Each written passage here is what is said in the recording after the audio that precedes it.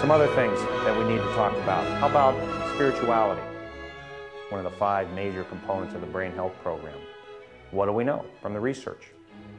Well, we know that people that pray on a daily basis have an enhanced immune system. A gentleman by the name of Harold Koenig. Dr. Koenig's a psychiatrist at Duke University, if you're interested in this. We know that people that attend formalized places of worship, be it a church or a synagogue or a mosque or other, live longer and report healthier and happier lives. We know that if you're in the hospital and you pray as a part of your daily routine, the time to discharge is sooner. Now, when I get in front of the Blue Cross Blue Shields of the world, I try to remind them I would think you'd be interested in that one because they don't want you in the hospital. It's costly. You know, 95% of our physicians, according to a Parade magazine survey, indicate prayer is important to the overall well-being of their patients. Now, interestingly, I've never seen a prescription for the Our Father. One would think if you're going to say that, you would do something about it. But again, it's not a pill, it's not a liquid, so we have a hard time appreciating it. I have had the privilege of caring for the most challenging Alzheimer's patients and residents, those that are behaviorally disruptive because of their disease, not because they're bad people. One thing I've noticed that's very interesting, Alzheimer's disease never robs the brain of the ability to love. Sometimes you'll see it walking into a nursing home, for example. There'll be an Alzheimer's resident who's holding a baby doll.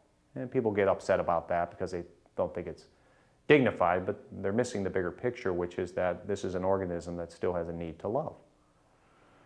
Alzheimer's disease also does not rob the brain of the ability to appreciate a higher being we call God.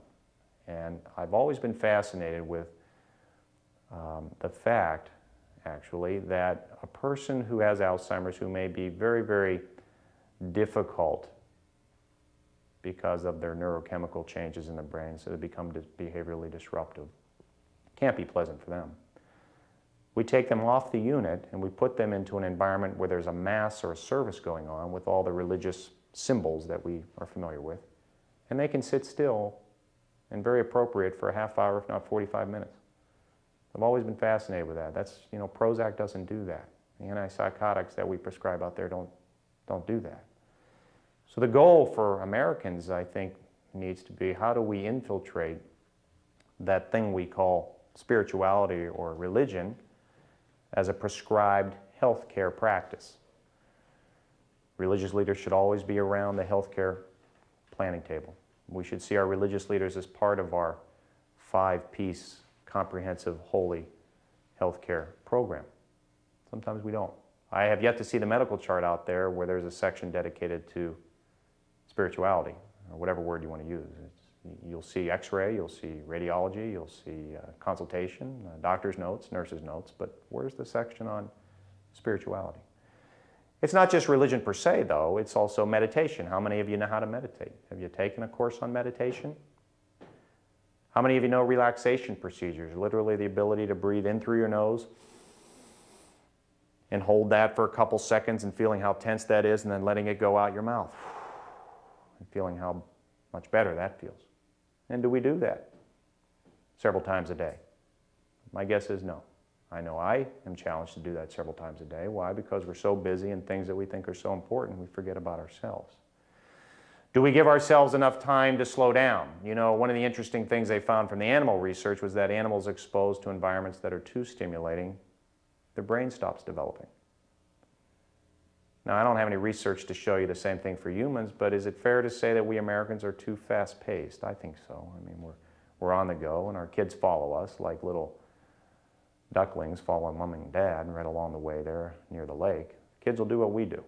And if we're going too fast, if we can't say no, if we're overly committed, so will our kids. Now, it's not uncommon for kids in this country to have 4 or 5 things to do on a Tuesday evening, the 5th of which is called homework. And that probably isn't a very healthy environment for the child. So it has to begin here with us, the leaders in our family, to say no every now and then. Give yourself 30 minutes a day for 30 straight days to do whatever it is you want to do. That's a challenge for you. At the end of 30 days, take a look at how well you did. Were you able to give yourself 30 minutes a day to go get an ice cream cone, to take a nap, to play a musical instrument, to take a swim, to take a walk, just to sit down and meditate? And if not, why not? Only 30 minutes of a 24-hour day. My guess is most Americans are going to have a tough time with that one. So slowing down becomes critically important, getting things in symmetry again. Probably a reason why we like to sit next to the beach and hear the waves. Gets us symmetrical again. It's rhythmical. First thing you heard in life was your mom's heartbeat. It's rhythmical. Our life is not rhythmical. It's too fast. We need to slow down a little bit.